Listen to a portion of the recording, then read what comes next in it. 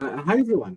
In this video, we'll try to use the software automation studio to do some simulation about the three-phase system, and we will choose the Y-connected three-phase system with the neutral. But before that, let's do some sort of analysis about the power in three-phase system, both for the Y connection and for the delta connection. So in a previous video that I will keep the link in the description, we found that the power in a three-phase system is equal to 3 V phase I phase cosine theta. So that is the power of the three-phase. Now, we know that in three-phase system, we have phase quantities and line quantities. So for example, we come here, this is your Y-connected system. So we know that the V line, which is the voltage between line and the line, equal to root 3 V phase as a magnitude. And also we know that I line as a magnitude is equal to I phase, the current. So if we take this formula, P is equal to 3. Instead of V phase, I will substitute the line quantity, which is V line divided by root 3 I line, and then cosine theta, which is equal to root 3 V line I line cosine theta. Now, in delta connection, we know that V line is equal to V phase, and we know also that the magnitude of I line is equal to root 3 I phase. So again, if you use the same equation for the power, P is equal to 3. Now V line is equal to V phase, so this is V line. And here your I phase basically become equal to I line divided by root 3 cosine theta. And this also will give me root 3 V line, I line, cosine theta. So now, regardless of the connection, this is a relationship that I can use. Now, why I need this formula? Why this formula is important? Because in many times, the load looks to me as a black box, or the source is a black box. We see 3 wires or 4-wire system. Sometimes I know, sometimes I don't know the connections. But what I have access to is the line currents and the line-to-line voltages. Always I have access to this data. Sometimes I have access to the phase, sometimes I don't.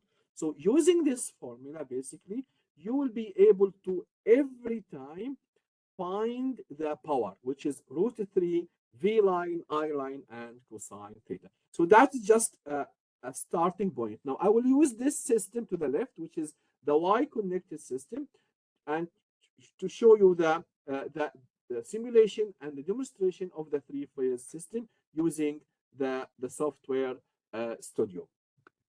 Okay, now automation studio. So now we look here to this software. You will see here that to the left we have the supply. We have phase A, B, C, or 1, 2, 3, and a neutral. So it's a 4-wire system. So it means that the supply is connected as Y connection.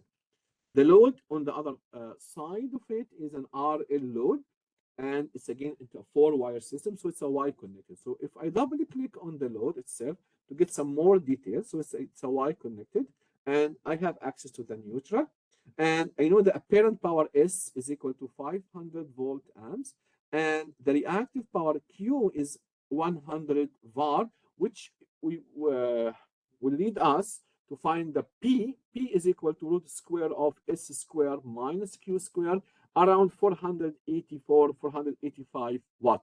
So that is the real power. Okay. Now I connected a three-phase watt meter at the load side. Okay. Because the length of the wire is small, the voltage drop becomes very, very small, and the power loss there is very negligible. So the power at the sending end or the receiving will be more or less the same. And also I connected the power factor meter. The power factor meter here is basically like the watt meter. It has a current coil and a voltage coil. Now, because the power factor is for the phase, okay, not the line quantities, I can manage to connect the power factor for the Y connected load. So the current, which is the line current, and because load is a Y connected, then it is the same as the phase. So I have the phase current, and I connect the voltage between the one of the lines and the neutral. Okay, so I'm actually connecting the power factor of the phase, and that is the meaning of the power factor. It is the angle of the phase, it is the angle of the impedance of the phase.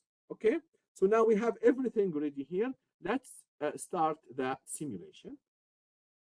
Okay, so now you see that the power is, as we expected, around 485 watt. The power factor is 0.98, and you can calculate that, the power factor, in different ways. One way is to, for the cosine theta is P over S. Okay, so P is 485 divided by S, which is 500. You will get around 0.98 power factor. Okay, now let's start and find the voltages and the currents at both the sending end and the receiving end. See the voltage drop, see the three-phase system supply, system balance, and so on and so forth.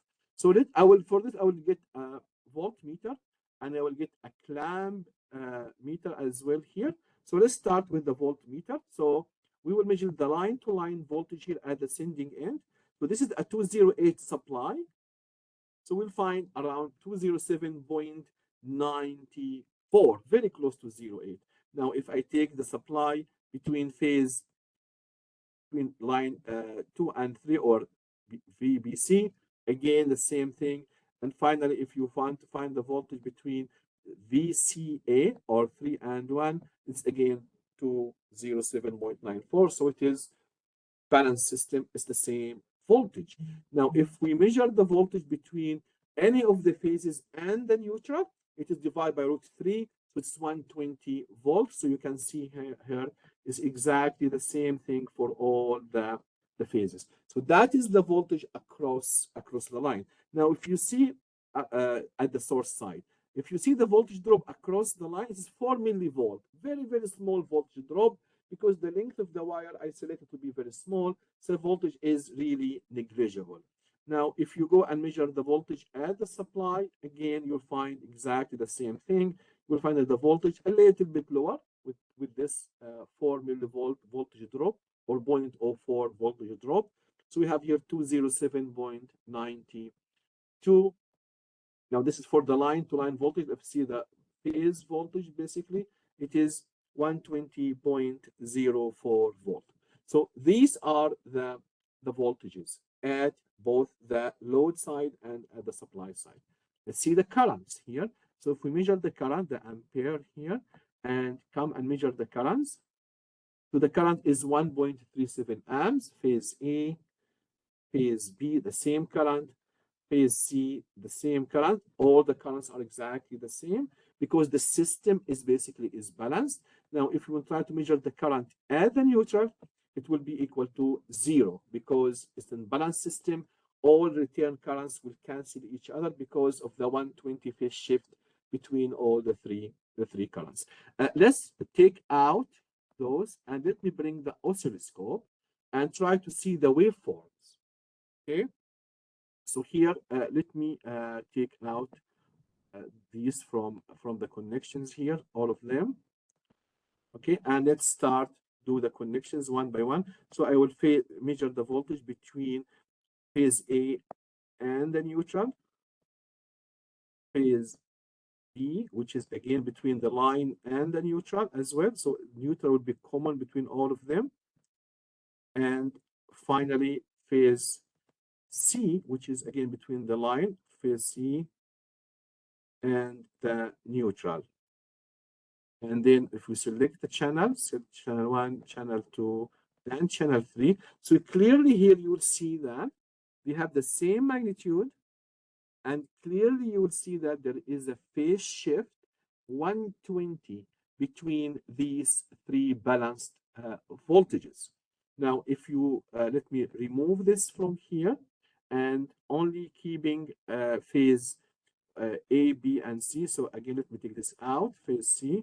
So let me take the voltage between line and neutral, sorry, between line and line, and then let me connect between line and neutral for the green one.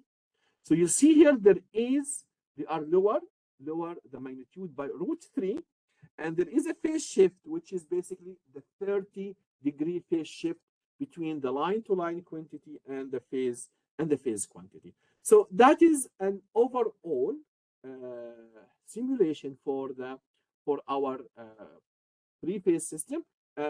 Finally, I'd like just to emphasize that this power is basically equal to the √3 times the line-to-line voltage times the line current times the power factor. We know all the quantities. If you multiply them, you should get something around 485 watt.